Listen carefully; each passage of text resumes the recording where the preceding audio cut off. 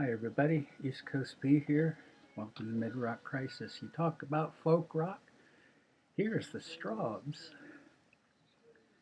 Founded in 1964 in Middlesex, England, they started as a makeshift bluegrass unit, moved on to folk rock, prog, and glam.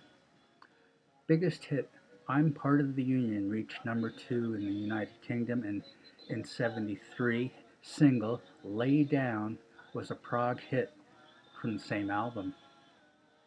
Founding members met at St. Mary's Teacher Training College, Strawberry Hill, Middlesex. Dave Cousins named his group the Strawberry Hill Boys. Sandy Denny participated in one album before joining Fairport Convention. Multi-instrumentalist Cousins gradually moved the band from bluegrass to folk to rock. Tony Hooperman and Ron Chesterman were part of the first of many lineups. After 4 years of searching for a label, they signed with A&M. Keyboard player extraordinaire Rick Wakeman joined the band for 3 albums before joining the Yes. In 1972, the Strawbs hit pay dirt with their Bursting at the Seams album. Cousins also put out a solo album consisting of hard rock songs. Deep Purple's Roger Glover helped with it, as did John Heisman of Colosseum. After a successful American tour, the Strawbs fell off the vine. Cousins and Lambert recruited a new band, planting the seeds for a fully prog band that would nurture. Rolling Stone magazine compared these new Strawbs favorably with Yes, King Crimson, and the Moody Blues. Strawbs toured Canada and the U.S. exclusively. They also signed with Arista. Cousins left the band in 1980 but returned in '93 with another new lineup. At this point, Cousins fielded 2 separate Strawbs bands, one for acoustic songs, the other for rock. The folk rendition toured with 3 guitars. They found that with modern sound systems they could quite majestically reproduce the full sound of the band. Bass was played with a bank of foot pedals. Rocking with the full band, Oliver Wakeman, son of Rick, took over keyboards for a time. International tours were attended by both lineups. In 2019, on a U.S. tour, Annie Haslam of Renaissance added her operatic vocals as a guest musician. Oh, I would have liked to see that. '69 Strawbs album, The Battle. Knights and kings and queens and chivalry and stuff like that. And I like Cousins' voice. It's unmistakable. 1970 Dragonfly. Rick Wakeman has been recruited. The vision of the Lady of the Lake is 10 minutes. Got a double bass and a cello. And if that's not a mellotron, or is it? Another Day is nicely melodic, but what I like about these guys, beside their confident musicianship, their fetching melodies, and their eclectic mix of genres, is that they do nothing to hide that they're Brits.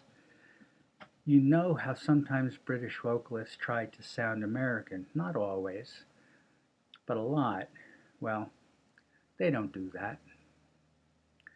In '70, Just a Collection of Antiques and Curios went to number 27 in the UK. It's getting proggy again. Not yet competing with Yes or Genesis, Wakeman is seen as a can't miss. 1971, From the Witchwood. Sleeve art is very cool. Wakeman sounds bored, but the Strawbs are getting downright juicy. '72, Grave New World. This is the first Strawbs album I heard. It made an impression on me, but I didn't run out and buy all their records. I was like, cool, another English prog band, good. The track Tomorrow was written about Wakeman, who had jumped ship to join Yes. Cousins and Wakeman are friends now, but after Wakeman left, not so much. Benedictus has an I Ching reference. New World and Heavy Disguise tracks are downright brilliant. Ah Me, Ah My is awful. 73. Bursting at the seams. Tony Hooper left. Dave Lambert came in. This album contains their two most successful singles, Part of the Union and Lay Down.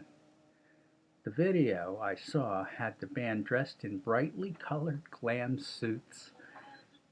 How does a band qualify as glam? I'm unclear on that. In 73, it also saw the release of All Our Own Work, the album recorded in 67 with Sandy Denny. As I've said before, I really like this album, but it sounds far more like a Sandy record than a Strawbs record. First Time, Who Knows Where the Time Goes is recorded. Great, great song. And this version is even better than Fairport's. In 74, Hero and Heroine, new lineup, Cousins, Lambert, John Hawken, Chaz Cronk, and Rod Coombs. The same basic Strawbs sound. Cousins is dominant.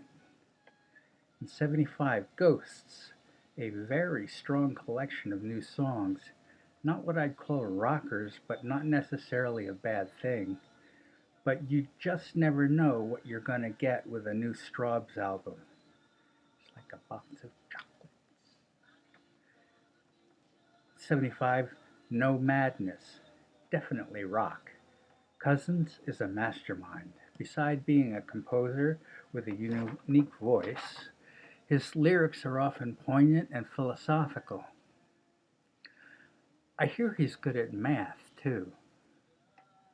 Here's some of the rest of the albums, which I won't have time today to talk about each and every one as much as I'd like to. 76, Deep Cuts, proggy and hard rock. In 77, Burning for You, so far from the folk origins.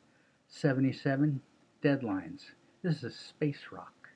In 87, Don't Say Goodbye Unless You Like Me, Find This Album Dull.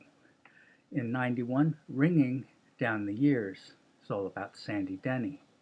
In 95, Heartbreak Hill, Cousins Has Skipped Grunge. 2001, Baroque and Roll, acoustic, three guys, excellent. 2003, Blue Angel, the same. In 2004, Deja Vu, calm and sad, and our age is upon us. On a night like this reminds me of Dylan and the Dead. In 2008, Broken Hearted Bride, all acoustic. In 2009, Dancing to the Devil's Beat, eclectic of course. And what a half century, you blokes. Thanks for being with me.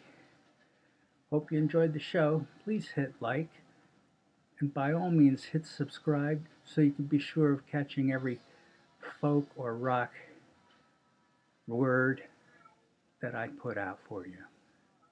Thanks everyone. See you next time.